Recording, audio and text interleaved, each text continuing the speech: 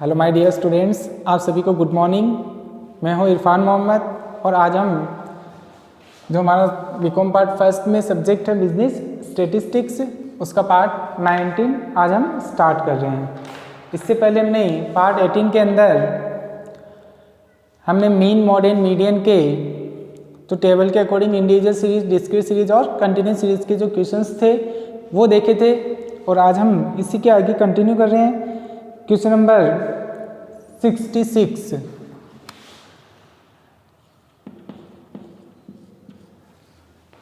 Question number 66 आज हम start कर रहे हैं। इससे पहले हमने मीन, मॉड एंड मीडियन कैसे फाइंड आउट करते हैं, इंडिविजुअल सीरीज में कैसे फाइंड आउट करते हैं और डिस्क्रीट सीरीज में हम कैसे फाइंड आउट करते हैं वो हमने देखा था।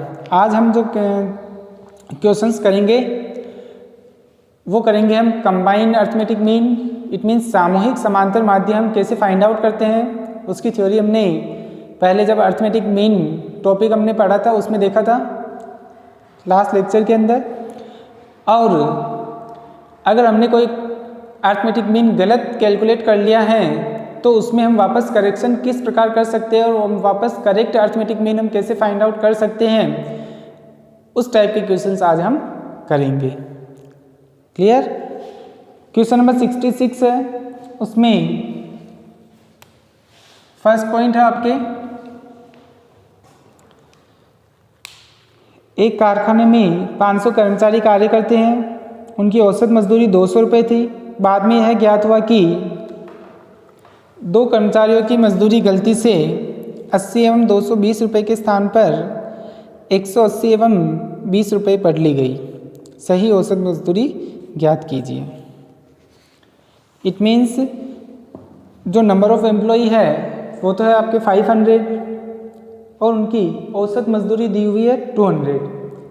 क्वेश्चन को पढ़ने के बाद में जो कंबाइन के या करेक्शन के जो भी क्वेश्चंस होंगे अर्थमेटिक मीन के, उसमें हमारे को उनकी जो लैंग्वेज होगी क्वेश्चंस की, उस लैंग्वेज का खास तौर से ध्यान रखना होगा।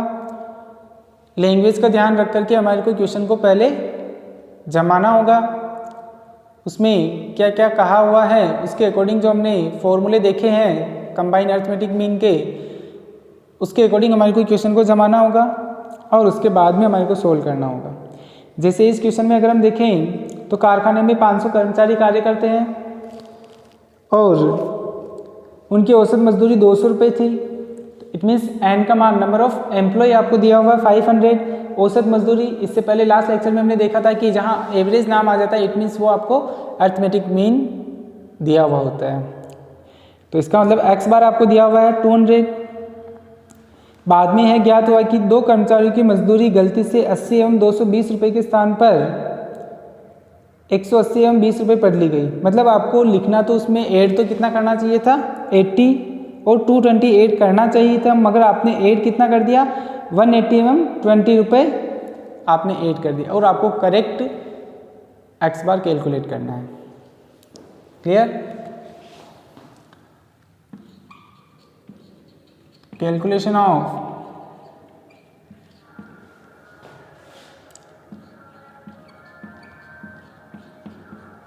Correct arithmetic mean.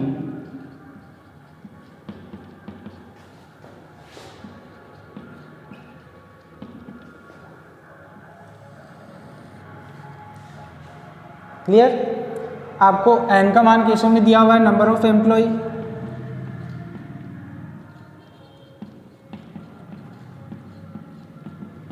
Is equal to 500 और आपको एक्स बार एवरेज वेजेज आपको दी हुई है क्वेश्चन में 200।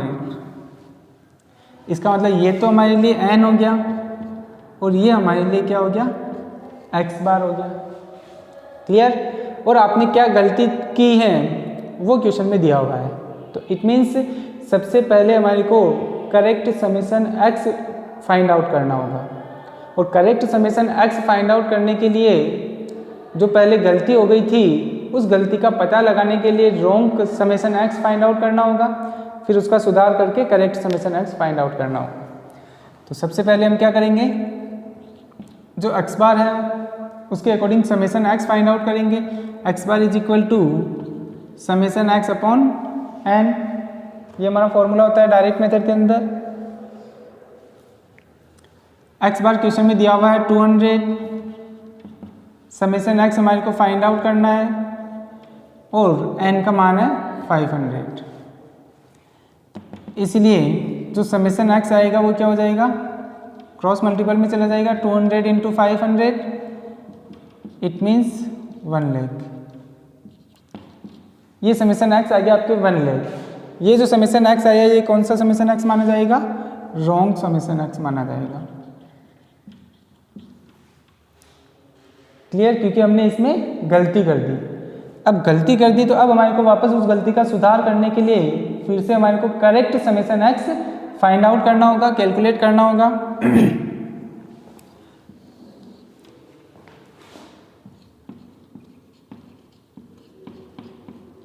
करेक्ट समेशन एक्स जो हम फाइंड आउट करेंगे, रॉन्ग तो आया हमारे 1 लाख।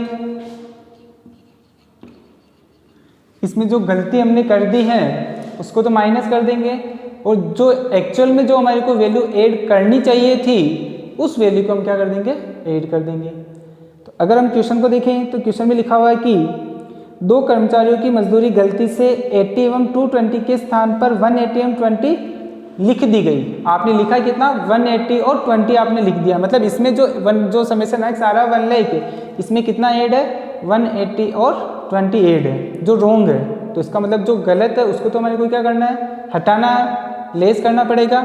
इट मीन्स लेस हमारे को करना है कितना, 180 और 20।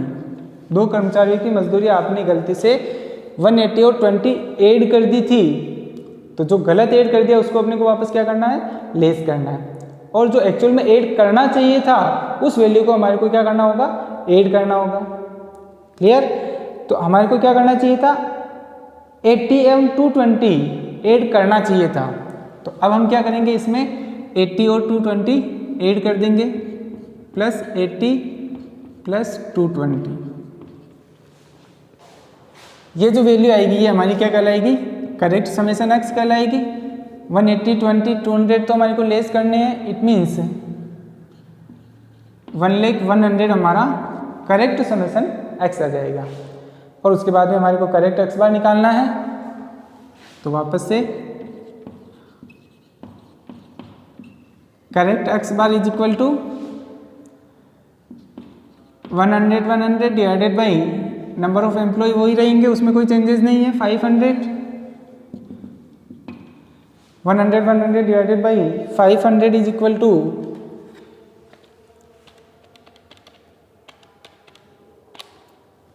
200.2।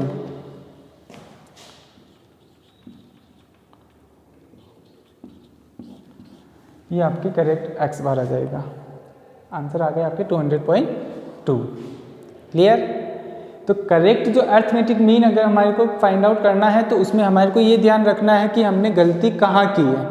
तो क्वेश्चन में हमारे को नंबर ऑफ एम्प्लॉय दिया हुआ और एवरेज वेजेस दी हुई है और कहा हुआ है कि जो आपने वेजेस में ऐड किया है वो आपको 80 और 220 तो ऐड करना चाहिए था, मगर गलती से आपने 180 और 20 ऐड कर दिया। तो हमने 11th क्लास में जब बेसिक अकाउंट्स पढ़ी थी तभी हमने एक लेसन पढ़ा था, रेक्टिफिकेशन ऑफ एरर, अशुद्धियों का सुधार। तभी हमने उसमें भी देखा है कि अशुद्धियों का सुधार हम कैसे करते हैं। तो उसमें भी हमने देखा था कि जो हमने गलत लिख दिया उसको तो हमारे को लेस करना है और जो एक्चुअल में होना चाहिए था उसको हमारे को क्या करना होता है, ऐड करना होता है। तो उसी प्रकार हमारे को इसमें क्या करना है, जो गलत कर दिया हमने उसको तो लेस करना है। 180 और 20 गलती से हमने ऐड कर दिए तो उसको हम लेस कर देंगे, और जो 80 और 220 हमारे को ऐड करना चाहिए था उसको हम वापस क्या कर देंगे, ऐड कर देंगे। क्लियर, तो वो हमारा क्या आ जाएगा, करेक्ट समेशन एक्स आ जाएगा। और करेक्ट समेशन एक्स आने के बाद में करेक्ट एक्स बार हम कैलकुलेट कर लेंगे और फिर हमारा ये क्वेश्चन कंप्लीट हो जाएगा। क्लियर, नेक्स्ट है अब आपके इसी में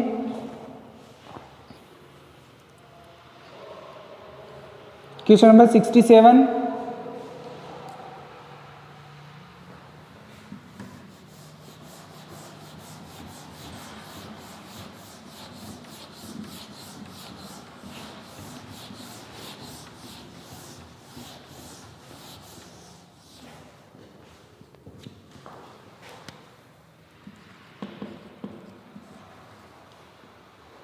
सिक्सटी सिक्स का सेकेंड पॉइंट, आप भी कर सकते हो, सेम है इसीलिए। क्वेश्चन नंबर 67 का फर्स्ट, क्वेश्चन नंबर 67 के फर्स्ट पॉइंट में आपको कहा हुआ है कि मेल और फीमेल की कंबाइंड एवरेज एज आपको दी हुई है 30 ईयर्स। इट मीन्स पुरुष व स्त्रियों की सम्मिलित औसत आयु 30 वर्ष है। यदि पुरुषों की औसत आयु 32 वर्ष है और स्त्रियों की 27 वर्ष है तो पुरुषों का प्रतिशत ज्ञात कीजिए। मतलब जो मेल है उसका हमारे को परसेंटेज ज्ञात करना है। क्लियर। अब अगर क्वेश्चन को देखें तो हमारे को क्या दिया हुआ है, मेल और फीमेल की combine average, combine arithmetic mean, average means arithmetic mean हमारे को दिया हुआ है। क्लियर। और मेल का एवरेज भी दिया हुआ है और फीमेल का एवरेज भी दिया हुआ है।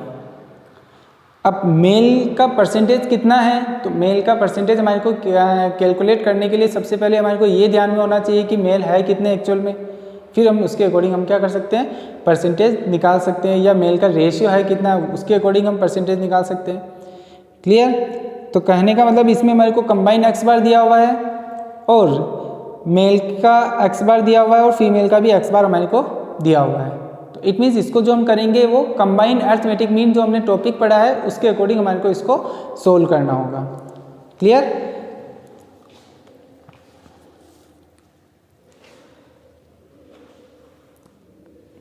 कंबाइन एक्स बार हमारे को दिया हुआ है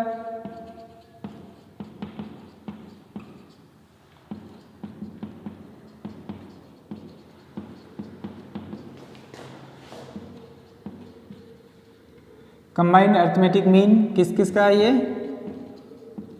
मेल एंड फीमेल, वो हमारे को दिया हुआ है 30। क्लियर। और मेल का हमारे को दिया हुआ है 32,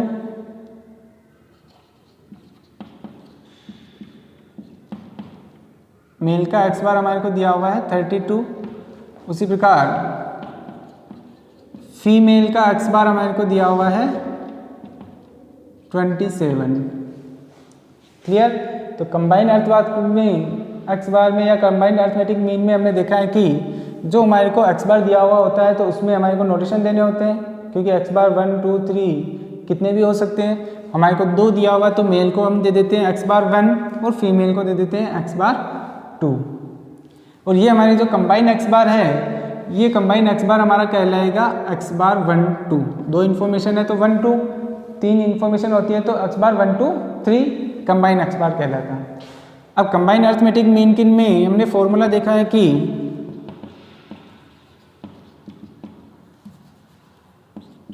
combine x bar 1 2 3 is equal to x bar 1 n1 plus x bar 2 n2 divided by n1 plus n2। ये एक्स बार 1 2 सॉरी 2 है तो 2 ही आएंगे। एक्स बार 1 2 किसका साइन है, कंबाइन एक्स बार का। तो आप कंबाइन नहीं लिख करके एक्स बार 1 2 भी लिखोगे तो भी करेक्ट माना जाएगा। कंबाइन एक्स बार हमारे को दिया हुआ है 30 is equal to x bar 1 है क्वेश्चन में 32 n1 फाइंड आउट करना हमारे को, प्लस एक्स बार 2 है 27, बीच में कोई साइन नहीं है इसका मतलब मल्टीपल का है वैसे भी, इट मीन्स 27 n2 हो जाएगा डिवाइड में n1 plus n2। Clear. Cross multiple करेंगे, ये n1 और n2 जो है वो इधर आ जाएगा तो ऊपर मल्टीपल में आ जाएगा। It means 30 n1 plus n2 is equal to 32 n1 plus 27 n2। कोष्टक अगर हम खोलेंगे तो ये वैल्यू आएगी हमारी 30 n1 plus 30 n2 is equal to 32 n1 plus 27 n2। n1 और n2 को अगर हम ट्रांसफ़र करते हैं तो उस केस में 30 n1 इधर हम ले जाएंगे तो प्लस की वैल्यू है वो माइनस में हो जाएगी, 27 n2 प्लस में है, इधर आएंगे तो वो माइनस में हो जाएंगे। It means 30n2 27n2 plus के हैं, इधर आएंगे तो माइनस में हो जाएंगे। 27n2 is equal to 32n1, 30n1 इधर प्लस में है, इधर आएंगे तो वो माइनस में हो जाएंगे 30n1। क्लियर? 30n2 में से 27 माइनस अगर हम करते हैं तो 3n2 is equal to 32n1 में से 30n1 माइनस करते हैं तो 2n1। क्लियर? और अगर हम देखें n2 जो बीजगणित की वैल्यू होती है उसको हमारे को अलग करना है, और जो मैथ्स की वैल्यू है उसको हमारे को अलग करना है। तो ये जो 2 है वो इधर आएगा तो इसके डिवाइड में आ जाएगा, ये n2 है इधर जाएगा तो ये इसके डिवाइड में चला जाएगा। क्लियर? इट मीन्स जो वैल्यू आएगी वो आएगी 3 डिवाइडेड बाई ये 2 इधर है तो वो इधर आएंगे तो मल्टीपल में आ जाएंगे, इज इक्वल टू n1, इधर के जो n2 है वो इधर आएगा तो ट्रांसफर होगा तो वो किधर चला जाएगा, आपके डिवाइड के अंदर चला जाएगा, n2 के अंदर। कहने का मतलब है कि आपके पास में वैल्यू आ गई 3 divided by 2 is equal to n1 divided by n2। Clear? कहने का मतलब ऊपर n1 है, इसका मतलब जो 3 जो वैल्यू मान आ रहा है वो किसका मान आ रहा है, n1 का मान आ रहा है। 2 जो मान आ रहा है वो किसका मान आ रहा है, n2 का मान आ रहा है। क्लियर? इसलिए n1 इज इक्वल टू तो क्या माना जाएगा, 3 माना जाएगा, और n2 क्या माना जाएगा, 2 माना जाएगा। n1 ऊपर आ रहा है, ऊपर की वैल्यू जो होगी वो तो n1 का मान कहलाएगी, n2 नीचे आ रहा है, इसका मतलब जो नीचे की वैल्यू होगी वो आपके n2 का मान कहलाएगी। इसलिए n1 तो हो गया आपके 3 और n2 हो गया आपके 2। तो n1 हमने किसको डिनोट किया है, मेल को, जैसे x बार 1 डिनोट किया है, तो उसी प्रकार जो n1 है वो तो क्या हो गया, मेल का हो गया। और जो n2 x बार 2 हमने किसको डिनोट किया है, फीमेल को डिनोट किया है, तो इसका मतलब जो n2 है वो किसका रेशियो आया है, फीमेल का आया है। क्लियर? तो इसलिए जो मेल का रेशियो आएगा वो तो कहलाएगा 3, और जो फीमेल का रेशियो आएगा वो कहलाएगा 2। हमारे को क्वेश्चन में परसेंटेज पूछा है किसका, मेल का। अब हम क्या करते हैं, इसका परसेंटेज निकाल देते हैं। परसेंटेज निकालें, परसेंटेज ऑफ मेल, पुरुषों का प्रतिशत हमारे को निकालना है, इज इक्वल टू मेल का n का मान कितना आया 3 डिवाइडेड बाई फीमेल का है 2, इट मीन्स 3 प्लस 2, तो टोटल हो जाएगा आपकी परसेंटेज 100 के इक्वल। It means 3 plus 2 is equal to 5 into 100 percentage में निकालना है, इसका मतलब मल्टीपल में 100 आ जाएगा, तो ये हो जाएगा आपके 60%। क्लियर? मेल का रेशियो पूछा तो मेल का रेशियो कितना है, 60%। इस तरीके से हमारे को क्या करना है, कंबाइन अरिथमेटिक मीन के अंदर अगर किसी का रेशियो पूछे तो वो हम फाइंड आउट कर सकते हैं। क्लियर? अब इससे पहले जो हमने इक्वेशंस किए थे वो अलग है, अब जो क्वेश्चन चल रहे हैं वो अलग है, तो थोड़ा इनको ध्यान से आप देखना। ऐसे क्वेश्चंस आपके शॉर्ट क्वेश्चन में आते हैं 4 नंबर में या 2 मार्क्स के अंदर। क्लियर? ये आपका क्वेश्चन नंबर 67 का फर्स्ट पॉइंट आपका कंप्लीट हो चुका है। हमारे को सबसे पहले क्या करना है, नोटेशन देने हैं। कंबाइन अरिथमेटिक मीन हमारे को दिया हुआ है, इसका मतलब मेल और फीमेल का दोनों का दिया हुआ है, वो 30 है, जिसको हम किससे डिनोट कर सकते हैं, x बार 1 2, 2 इन्फॉर्मेशन है इसलिए 1 2, 3 इन्फॉर्मेशन होती तो 1 2 3 आ जाता। क्लियर?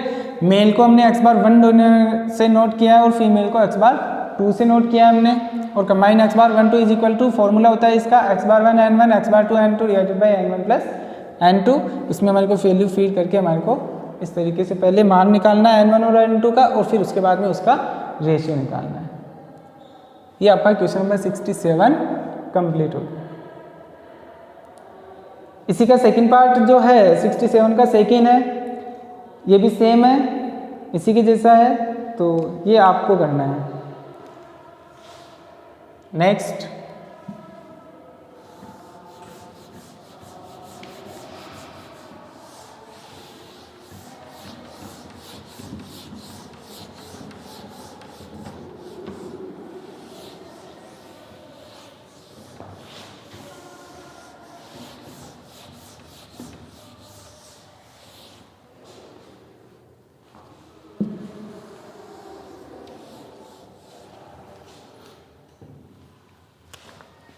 नेक्स्ट है क्वेश्चन नंबर 68, उसका फर्स्ट पॉइंट। 68 के फर्स्ट में क्वेश्चन में आपको कहा गया है कि 15 छात्रों का औसत वजन 120 पाउंड है तथा 10 छात्रों का औसत वजन 70 पाउंड है। सभी छात्रों का औसत वजन हमारे को निकालना है। तो हमने पहले देखा कि क्वेश्चन की लैंग्वेज हमारे को खुद को समझनी होगी। 15 जो स्टूडेंट्स हैं उनका एवरेज वेट हमारे को दिया हुआ 120, और जो नेक्स्ट 10 स्टूडेंट्स हैं उनका एवरेज वेट हमारे को दिया हुआ 70। इसका मतलब 2 का हमारे को एवरेज दिया हुआ है, और एवरेज का मतलब क्या है, हमारे अरिथमेटिक मीन समांतर माध्य। इसका मतलब x बार हमारे को दिए हुए कितने, 2 x बार दिए हुआ है, और सभी छात्रों का औसत वजन पूछा, मतलब सभी छात्रों का हमारे को क्या निकालना है, समांतर माध्य निकालना है, और सभी का निकालना है। इसका मतलब वो क्या कहलाएगा, हमारे कंबाइन अरिथमेटिक मीन कहलाएगा। क्या कहलाएगा, कंबाइन अरिथमेटिक मीन। मतलब कि इसमें हमारे को क्या फाइंड आउट करना है, combine arithmetic mean, combine x bar हमारे को निकालना है। क्लियर। फर्स्ट में 15 छात्रों का औसत वजन 120 पाउंड है। इट मीन्स छात्रों की संख्या कितनी है, स्टूडेंट्स कितने हैं, 15 है। तो उसको हम डिनोट कर देंगे n1 से। तो फर्स्ट 15 स्टूडेंट्स हैं, उनको डिनोट कर देंगे n1 से। और 15 छात्रों का औसत वजन कितना है, 120। औसत मीन्स x बार, ये x बार, इसको हम डिनोट कर देंगे 1 से। जिसको n1 हमने नाम दिया है उसी के समांतर माध्य को भी x बार 1 नाम देंगे। ऐसा नहीं कि 15 स्टूडेंट का तो आपने n1 नाम दे दिया और x बार जो है वो 10 स्टूडेंट का आपने x बार 1 दे दिया, तो वो गलत हो जाएगा। जिसका नोटेशन आपने n1 दिया है तो उसका x बार भी x बार 1 ही कहलाएगा। क्लियर। और नेक्स्ट जो 10 स्टूडेंट्स है उनका एवरेज वेट 70 पाउंड है। नेक्स्ट 10 स्टूडेंट, इसका मतलब n2 का मान आपको दिया हुआ है, वो है आपके कितना, 10, और x बार दिया हुआ है तो वो कहलाएगा आपके x बार 2, वो आपको दिया हुआ है क्वेश्चन में 70। और सभी छात्रों का एवरेज वेट पूछा है, इसका मतलब सभी का मतलब हमारे को क्या निकालना है, x बार निकालना है, तो वो कहलाएगा हमारे लिए कंबाइन अरिथमेटिक मीन। एक तरह से हमारे को फाइंड आउट करना है। और कंबाइन अरिथमेटिक मीन हम कैसे फाइंड आउट करते हैं, क्वेश्चन में पूछ रखा है कि x बार 1 2 हमारे को क्या करना है, कैलकुलेट करना है। तो x बार 1 2 किसका साइन हो गया, कंबाइन अरिथमेटिक मीन का साइन हो गया। फॉर्मूला होता है उसका x bar 1 n1 plus x bar 2 n2 divided by n1 plus n2। x bar 1 2 is equal to x bar 1 हमने नोट किया था 120 इंटू, बीच में कोई साइन नहीं है, इसका मतलब मल्टीपल का साइन है। n1 है हमारे लिए कितना, 15 प्लस x बार 2 है हमारे लिए 70 इंटू n2 है हमारे लिए 10 डिवाइडेड बाई n1 है 15 प्लस n2 है हमारे लिए 10। Clear. x bar 1 2 is equal to 120 into 15, it means 1800,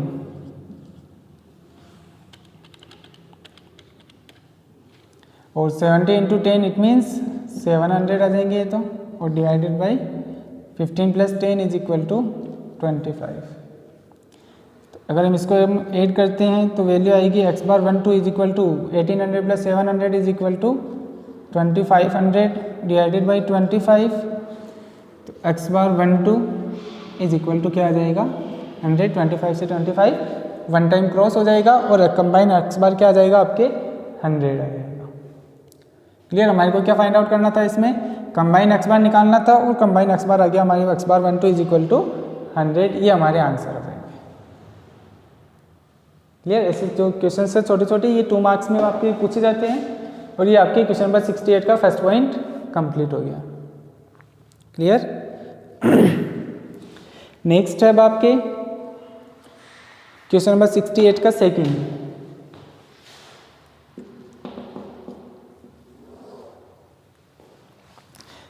के सेकंड पॉइंट में आपको क्वेश्चन में कहा हुआ है कि 15 बच्चों का औसत वजन 110 पाउंड है। उनमें से ठीक है ना। 5 का औसत वजन 100 पाउंड है, इसका मतलब 5 का एवरेज वेट तो 100 दिया हुआ है। सबसे पहले 15 का दिया हुआ हमारे को एवरेज कितना 110, इसका मतलब n का मान हमारे को दिया हुआ 15 और x बार दिया हुआ उनका कितना 110। उनमें से 5 का एवरेज वेट है आपके 100 और अदर 5 का एवरेज वेट 125, तो शेष बच्चों का औसत वजन क्या होगा। इट मीन जो रिमेनिंग जो स्टूडेंट्स बच गए हैं उनका एवरेज वेट क्या होगा वो हमारे को फाइंड आउट करना है। तो अब अगर हम क्वेश्चन देखें तो क्वेश्चन में टोटल स्टूडेंट्स है 15, 5 की इन्फॉर्मेशन अलग अलग दी हुई है। तो कहने का मतलब है कि इसमें हमारे को क्वेश्चन में कंबाइन x बार हमारे को दिया हुआ है, ठीक है, और x बार 1 की इन्फॉर्मेशन है, n1 की है, x बार 2 की है, n2 की, और x बार 3 हमारे को कैलकुलेट करना है। क्लियर। अब हमारे को पहले इसको जमाना है। 15 बच्चों का औसत वजन है 110 पाउंड। इट मीन्स n का मान है आपके कितना 15 और उनका औसत वजन है आपके 1 2 3। इसको भी हम डिनोट कर सकते हैं n 1 2 3 से भी डिनोट कर सकते हैं, क्योंकि 3 इन्फॉर्मेशन है इसलिए 3 आ जाएंगे आपके। और x बार 1 2 3 आपको क्वेश्चन में दिया हुआ है 15 बच्चों का औसत वजन 110 पाउंड।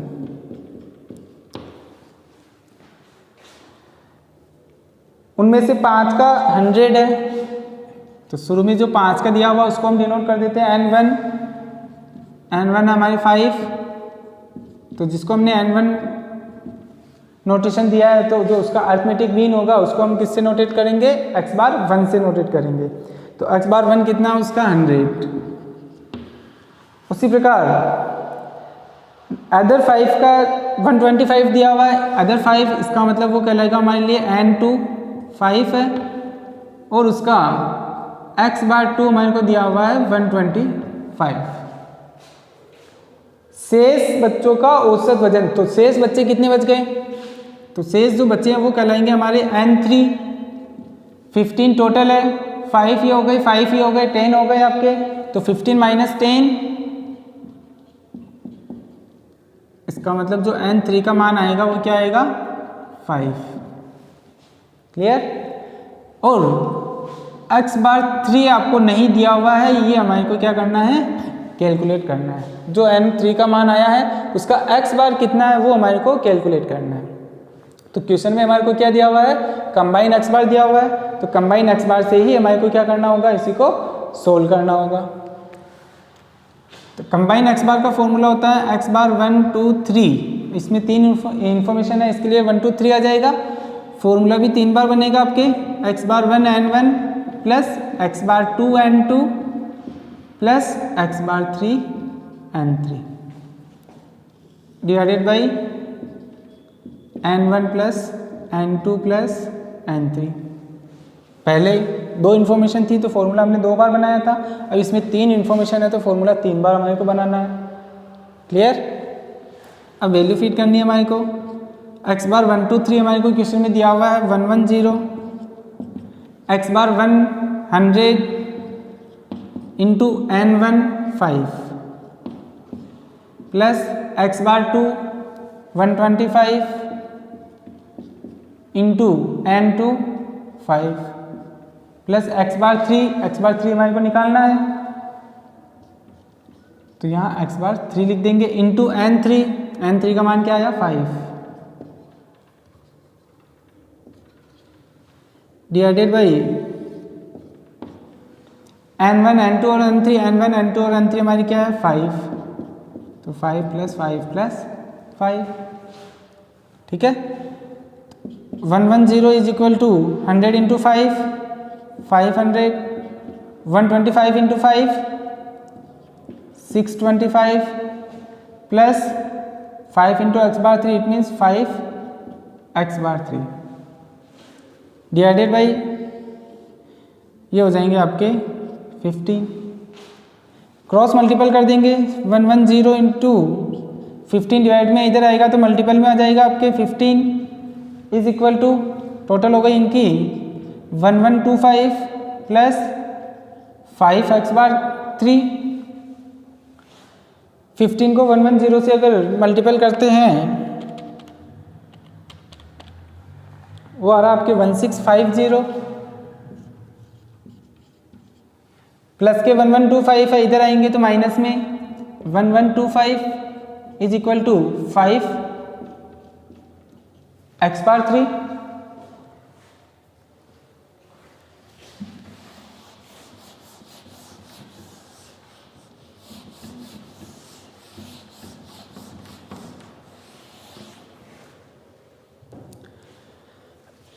वन 1650 में से अगर 1125 अगर हम माइनस करें 525 is equal to 5 x bar q. ये 5 इधर आएगा तो आपके डिवाइड में आ जाएगा, 525 divided by 5 is equal to x bar q. अब अगर हम इसको डिवाइड करते हैं तो वैल्यू आएगी x, इसलिए x बार 3 जो माना जाएगा, सॉरी 105, 525 को डिवाइड किया हमने 5 से तो वैल्यू आएगी 105 is equal to x bar 3। तो इसलिए जो x बार 3 माना जाएगा वो क्या माना जाएगा, 105 माना जाएगा। क्लियर? ये आ गया आपके 105। तो इस तरीके से हमारे को क्वेश्चन में x बार 3 का मान कैलकुलेट करना होगा। क्वेश्चन की लैंग्वेज को हमारे को खास तौर से ध्यान से समझना है ऐसे क्वेश्चंस के अंदर कि हमारे को क्वेश्चन में क्या दिया हुआ है, कंबाइंड अरिथमेटिक क्या है, कंबाइंड अरिथमेटिक मीन क्या है और उनमें कौन कौन सी इन्फॉर्मेशन है, 1 है, 2 है, 3 है, 4 है। तो इसमें हमारे को 3 इन्फॉर्मेशन दी हुई थी, तो 1 2 3 से डिनोट करना हमारे को और 3 x बार 3 का मान हमारे को निकालना है।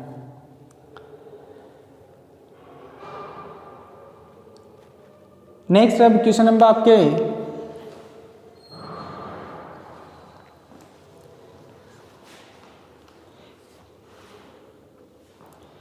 इसी का पार्ट 68 का पॉइंट नंबर 3, पॉइंट नंबर 2 ये आपका यहाँ कंप्लीट हो जाता है।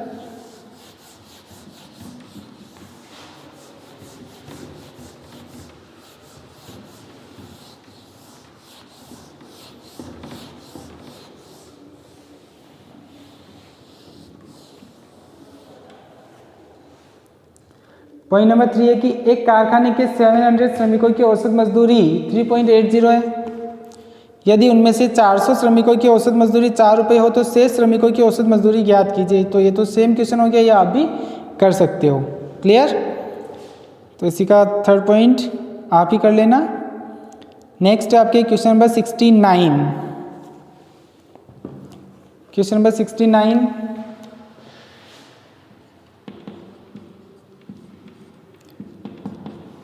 इसका फर्स्ट पॉइंट 69 में फर्स्ट में आपको कहा हुआ है कि निम्न आवृत्ति वितरण में अज्ञात आवृत्ति ज्ञात कीजिए यदि वितरण का समांतर माध्य 18.643 हो। मतलब कि इस क्वेश्चन में हमारे को समांतर माध्य दिया हुआ है 18.643 और हमारे को मिसिंग फ्रीक्वेंसी हमारे को निकालनी है।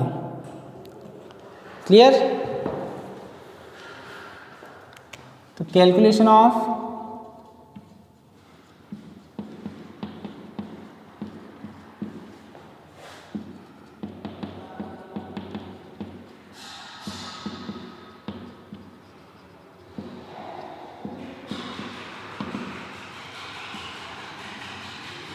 Calculation of missing frequency. Question में हमारे को साइज दी हुई है और फ्रीक्वेंसी दी हुई है।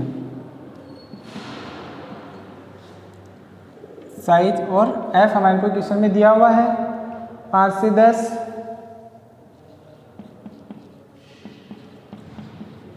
10 to 15, 15 to 20, 20 to 25, 25 to 30 plus last 25 to 30। Frequency है 4 6 10, 4 6 10, ये मिसिंग है आपके और लास्ट आपके 7। और क्वेश्चन में x बार आपको क्वेश्चन में दिया हुआ है 18.643। तो कहने का मतलब x बार दिया हुआ है तो हमारे को जो क्वेश्चंस करना है ये वो समांतर माध्य को बेस लेकर के करना होगा, क्योंकि क्वेश्चन में हमारे को समांतर माध्य दिया हुआ है। और अगर हमारे को समांतर माध्य दिया हुआ है और समांतर माध्य को बेस लेकर के करते हैं तो उस केस में जो हमारे को क्लास दी हुई है तो उससे कि हमारे को सबसे पहले क्या फाइंड आउट करना होता है, उसकी मिड वैल्यू ज्ञात करनी होती है। तो हम क्या करेंगे, सबसे पहले जो साइज दी हुई, क्लास दी हुई, उसकी मिड वैल्यू कैलकुलेट करेंगे, जिसको हम डिनोट करेंगे किससे, एक्स से। मिड वैल्यू हम फाइंड आउट करते हैं L1 plus L2 divided by 2 से। L1 आपके 5, L2 है 10, तो 5 plus 10 divided by 2 it means 15 divided by 2 7.5। सभी में डिफरेंस इक्वल आ रहा है, इसका मतलब हमने देखा है कि यदि जो फर्स्ट मिड वैल्यू कैलकुलेट करने के बाद में क्लास में जो डिफरेंस होता है वो डिफरेंस यदि हम मिड वैल्यू में ऐड कर देते हैं, जोड़ते हुए चलते हैं, तो उस केस में हमारी जो बाकी की क्लास है उसकी मिड वैल्यू हमारे को प्राप्त हो जाती है। तो हम जो डिफरेंस आ रहा है उस डिफरेंस को हम क्या करते हैं, ऐड कर देते हैं। डिफरेंस आ रहा है सभी के अंदर 5 का, तो फर्स्ट मिड वैल्यू में 5 ऐड करते हुए चलते हैं तो बाकी की मिड वैल्यू हमारे को रिसीव हो जाएगी। 7 plus 5 is equal to 12.5 plus 5 17.5 plus 5 22.5 और लास्ट 27.5। देखना चाहो तो देख भी सकते हैं। 25 प्लस 30 55 डिवाइडेड बाई 2 27.5। क्लियर। अब हमारे को समांतर माध्य दिया हुआ है तो हम डायरेक्ट मेथड से भी कर सकते हैं इसको। डायरेक्ट मेथड से कैसे, fx कैलकुलेट करके। fx कैसे आएगा, क्वेश्चन में जो f है उसको हम x से मल्टीपल कर देंगे। x कौन सा, जो हमने मिड वैल्यू अभी कैलकुलेट की है। 7.5 को 4 से मल्टीपल किया, ये आएगा आपके 30। जो मिसिंग फ्रीक्वेंसी है उसको हम डिनोट कर देते हैं किससे, x से। माना कि वो मिसिंग फ्रीक्वेंसी क्या है, x है। अब 6 को मल्टीपल करते हैं 12.5 से, ये वैल्यू आएगी आपके 75। 17.5 इंटू 10 इट मीन्स 175। 22.5 को x से मल्टीपल किया तो 22.5x क्या आएगा, 22.5x आएगा। 27.5 को अगर हम 5 से 7 से मल्टीपल करें, 27.5 into 7 is equal to 192.5। Clear. Then इन सब की total 192.5 plus 175 plus 75 plus 30 is equal to 472.5।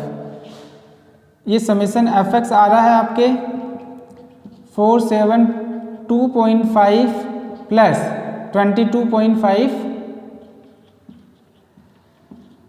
x, क्योंकि बीजगणित की वैल्यू को हमारे को अलग लिखना होता है। और अगर f की टोटल करें वो टोटल हमारे लिए क्या कहलाएगी, n कहलाएगी। तो n का मान आ जाएगा आपके 27 प्लस x। n का मान क्या आ जाएगा, 27 प्लस x।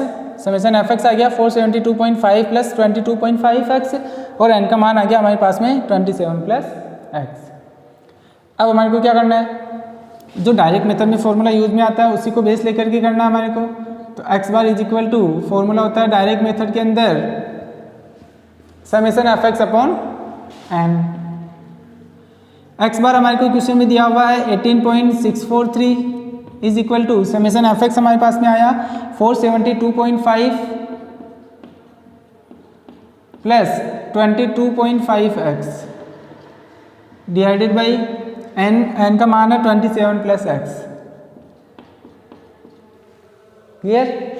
ये 27 प्लस x है वो इधर जाएगा तो इसके मल्टीपल में चला जाएगा। क्रॉस गुणा करते हैं अपन, क्रॉस मल्टीपल करते हैं तो ये 18.643 27 प्लस x इधर आ जाएगा आपके 27 plus x is equal to 472.5 plus 22.5x। 18.643 को 27 से मल्टीपल करें,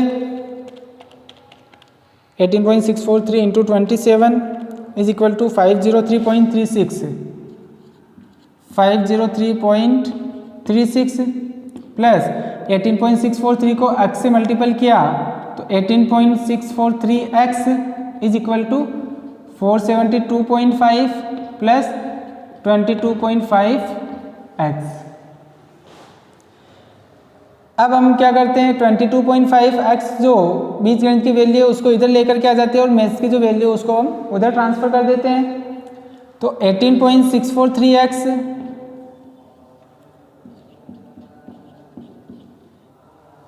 22.5 x प्लस में है, इधर आएंगे तो माइनस में 22.5 x is equal to 472.5 503.36 plus में है, इधर जाएंगे तो वो माइनस में हो जाएंगे आपके 503.36। क्लियर।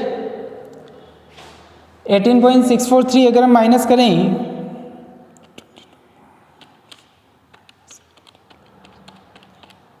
3.857 माइनस में आएंगे आपके 3.857x is equal two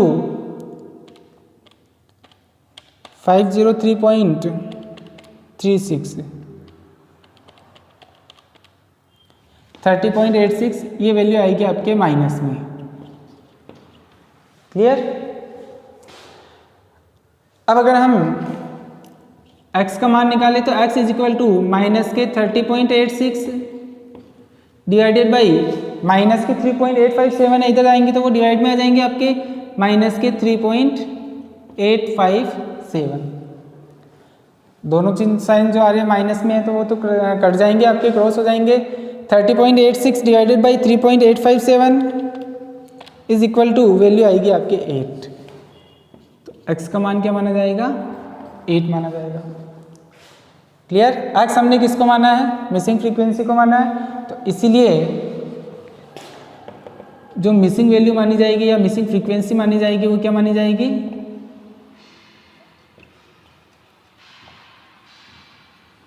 is equal to 8 मानी जाएगी। क्लियर। ये आपका क्वेश्चन नंबर 69 का फर्स्ट पॉइंट कंप्लीट हो गया। इस तरीके से हम क्या कर सकते हैं, अगर मिसिंग फ्रीक्वेंसी निकालनी होती है तो हम निकाल सकते हैं। तो ये आ गई आपके मिसिंग फ्रीक्वेंसी, यहाँ पे मिसिंग फ्रीक्वेंसी क्या आएगी, 8 आ जाएगी। अगर हमने किसको माना है, मिसिंग वैल्यू को माना है, तो मिसिंग फ्रीक्वेंसी क्या आ जाएगी हमारी, 8 आ जाएगी। क्लियर। ये आपके क्वेश्चन नंबर 69 का फर्स्ट पार्ट कंप्लीट हो चुका है। और इसी के आगे जो और क्वेश्चन है वो हम देखेंगे इसके लास्ट वाले लेक्चर के अंदर। आज के लिए इतना ही। Okay, thank you.